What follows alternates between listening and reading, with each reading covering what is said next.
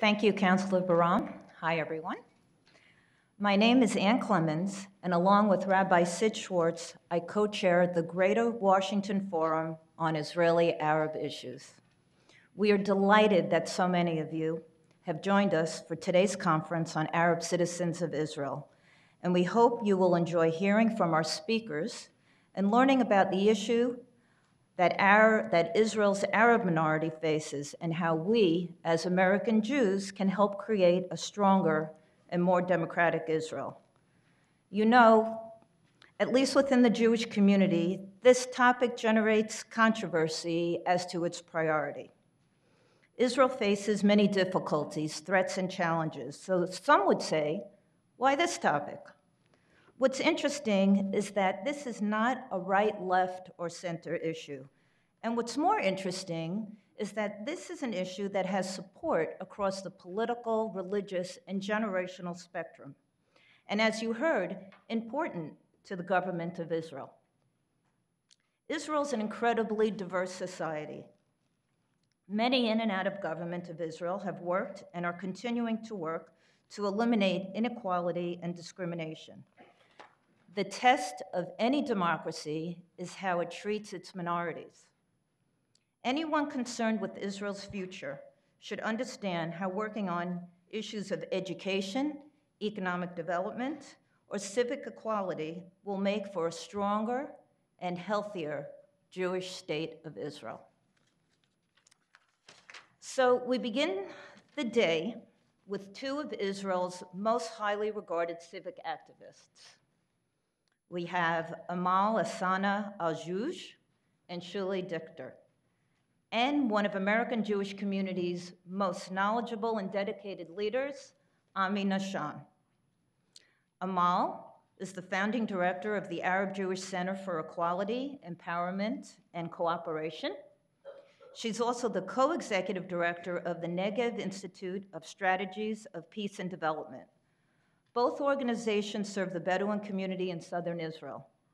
Shuli Dichter is the executive director of Hand in Hand, the Centers of Jewish Arab Education, which operates 3 bilingual schools for Arab and Jewish children in Jerusalem and the North.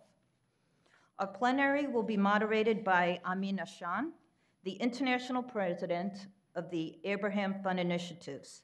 This is a joint Arab-Jewish organization that works to promote equality and shared society in Israel. Ami came to the Abraham Fund following a 20-year career as Chief Executive Officer of the Jewish Community Federation and Foundation in Oakland, California. So I'm going to hand off the plenary session to Ami and have our invited guests take a seat here, and we can get started. So thank you. Hope you enjoy it. Thank you.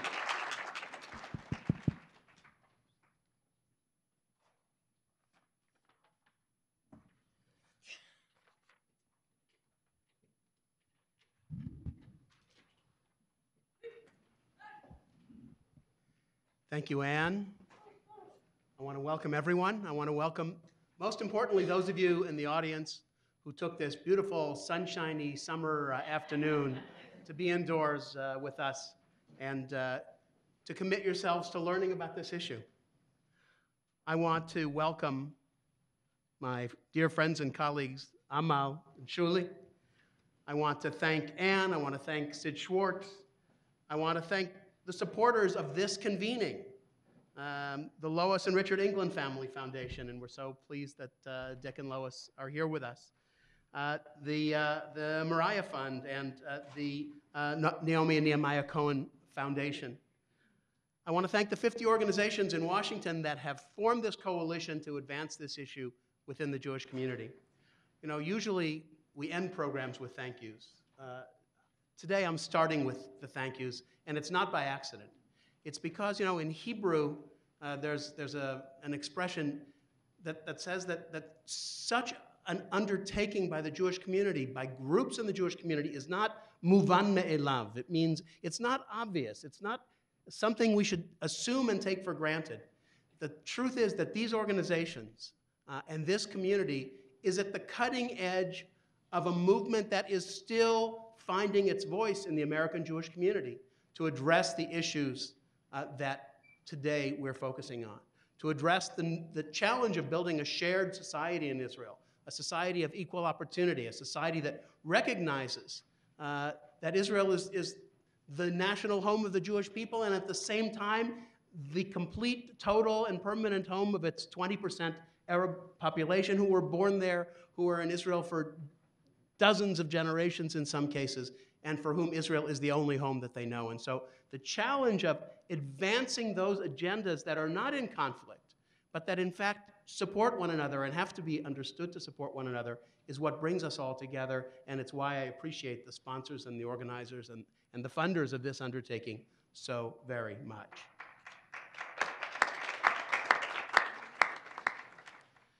Not everybody signs up for this work for the same reasons.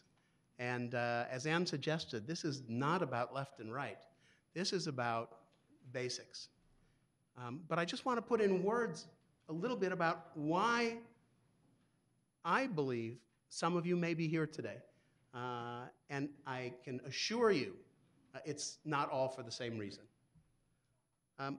For some, the motivation to engage in this work comes from the biblical prophets. It comes from the Jewish imperative to love our neighbor as ourselves, to see the stranger and the native-born. You know what that tradition obligates us to do as Jews. And so for some, there's a deep commitment to social justice grounded in Jewish values. For others, it's an understanding that Israel can't prosper economically, socially, competitively if 20% of its population, 1.6 million Arab citizens of the state of Israel, are left behind. That for Israel to fulfill its goals as a society, every single Israeli needs to be on board and included and optimized in terms of their opportunity to contribute to society and to contribute to the advancement of their families and their own communities, as well as of the country as a whole. And yet, for others, the concern about this issue is a concern about national security. How can you have a country in the Middle East? After all, it's not Rhode Island, it's in the Middle East. The Jews of Israel are a minority in the region in which they live. They're only a majority in their own kind of heads as citizens of the state of Israel. How can you have a Jewish state living in the Middle East in which 20% of its citizens feel marginalized, feel disadvantaged, feel discriminated against? It's bad policy. It's bad policy socially, it's bad policy from a security perspective, and it's bad policy economically and ethically. And so for the state of Israel to embrace this issue, across all governments, from all political parties, over the last 20 years, there have been various kinds of engagement of this issue, but under each government, this issue has advanced in important ways, including in the current years. We're very proud, in fact, as an organization, of the work that the Abraham Fund does with many, many layers of government, with the National Police, with the Ministry of Education, with the Employment Service. I mean, you don't read about this stuff in the paper, as Anne was saying to me earlier, but every day, the organizations that Amal and Shuli lead, the organization that I lead with my colleagues, and another 150 just like ours, are working every day with local governments, with national governments, with civil society, with private business to advance this agenda of inclusion, opportunity, and full engagement of Israel's Palestinian Arab citizens. And so it doesn't matter if you get here from economic or social or political perspective. What matters is that we're all in it together. We're all in it because this issue matters to Israel's future. And so I want to thank all of you for being here. I want to thank Amal and Shuli for what they're about to share with us in terms of our learning on this issue. In fact, we're going to start, before getting into sort of heavy content, we're going to start by introducing ourselves. Anne did a lovely job of introducing us. We're going to introduce ourselves for 3 minutes each in a different way to tell you what our personal stories are, because just as each of you comes to this conversation with a different story, we even come to the panel with different stories. And so just because I think that if I volunteered to do this, I should probably start, instead of laying it on you, I'll tell you in 2 sentences my personal story. I'm born in the United States. My parents grew up in Israel, actually pre-state Israel. They grew up in Palestine. My father fought in one of the very right-wing militias in the years before the creation of the State of Israel, in Etzel, in the Irgun.